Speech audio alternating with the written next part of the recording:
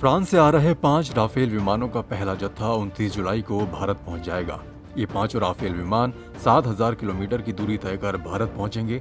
इन Rafale विमानों को अंबाला में भारतीय वायुसेना के बेड़े में शामिल किया जाना है। अंबाला एयरबेस भी अब राफेल के स्वागत के लिए पूरी तरह से तैयार है। राफेल विमानों के भारत आने के मद्देनजर अंबाला एयरबेस के लिए सुरक्षा के बंदोबस्त भी कड़े कर दिए गए हैं। अंबाला एयरबेस के 3 किलोमीटर के दायरे को नो ड्रोन जोन घोषित किया गया है। एयरबेस के 3 किलोमीटर के दायरे में ड्रोन पर पूरी तरह से पाबंदी रहेगी।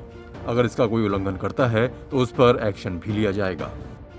जो सिक्योरिटी जोन है उसमें ना तो ड्रोन को उड़ना अलाउड है, ना उड़ाना अलाउड है, ना फोटोग्राफी अलाउड है। ये आर्मी और एयरफोर्स दोनों की तरफ से पहले भी चिट्ठियाँ जा रही हैं और डिस्ट्रिक्ट प्रशासन की तरफ से भी है। और जहाँ तक राफेल के संबंध में है, ये अंबाला का सौभाग्य है, इतनी बड़ी यहाँ स्क्वाड्रन बनी है और सिक्योरिटी के पॉइंट ऑफ व्यू से पुलिस उसके लिए तैयार। फ्रांस से हिंदुस्तान की लौटा 5 विमानों का बेड़ा 7 घंटे की उड़ान के बाद फिलहाल अबू धाबी पहुंचा है। फ्रांस में खास ट्रेनिंग लेने के बाद हिंदुस्तानी पायलट राफेल को उड़ाकर भारत ला रहे हैं। लद्दाख में चीन से चल रही तनातनी के बीच भारत में अब फ्रांस निर्मित राफेल लड़ाकू विमान वायुसेना में शामिल होने जा रहे हैं। वायुसेना ने इन विमानों की तैनाती के लिए अंबाला एयरबेस का चयन किया है। ये जगह पाकिस्तान और चीन की सीमा से 220 से 300 किलोमीटर की दूरी पर है। ऐसा करके भारत ने आक्रामक चीन के साथ ही पाकिस्तान को भी स्पष्ट संदेश दिया है कि अगर उसने चीन के इशारे पर किसी तरह का दुस्साहस किया तो उस पर पलटवार करने में भारत देर नहीं करेगा। भारतीय वायुसेना के 5 ऑपरेशनल कमांड हैं। इसके साथ ही वायुसेना के एक मेंटेनेंस और एक ट्रेनिंग कमांड भी हैं।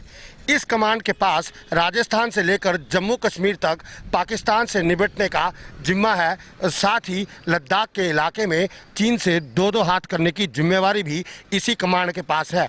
पश्चिमी वायुसेना कमांड ने इन दोनों दुश्मनों से निपटने के लिए आदमपुर, अंबाला, चंडीगढ़, हलवारा, हिंडन, लेह, पालम, श्रीनगर और पठानकोट में एयरबेस बना रखे हैं।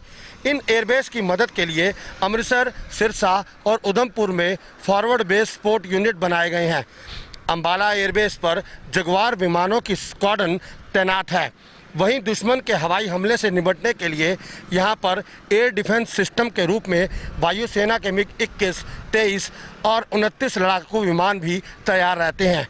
चीन से निपटने के लिए जब रफाल लड़ाकू विमानों की तैनाती की बात शुरू हुई तो वायुसेना के पास लेह और श्रीनगर एयरबेस जैसे विकल्प मौजूद थे जहां पर इन्हें तैनात किया जा सकता था, लेकिन काफ़ी सोच विचार के बाद रफाल के लिए अंबाला एयरबेस को चुना गया। ऐसा करने के पीछे अंबाला की रणनीतिक लोकेशन सबसे महत्वपूर्ण रही है। दरअसल अंबाला शहर पाकिस्तान की सीमा से केवल 220 किलोमीटर दूर है। वहीं तिब्बत की सीमा भी 300 किलोमीटर की दूरी पर है।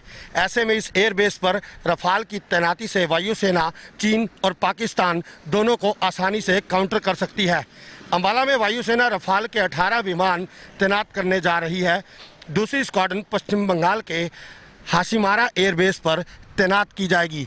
फिलहाल जिस जगह हम यहाँ खड़े हैं, यहाँ से कुछ ही दूरी पर एयरफोर्स बेस है जहाँ पर राफेल विमान तैनात किए जाएंगे।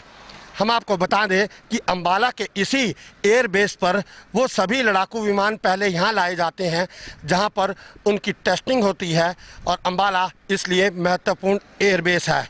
फिलहाल अंबाला के लिए ये गर्व की बात है कि राफेल विमानों की तैनाती सबसे पहले अंबाला के इसी वायुसेना एयरबेस में की जाएगी। अंबाला से पंजाब तक के लिए कमलप्रीत सब्रवाल।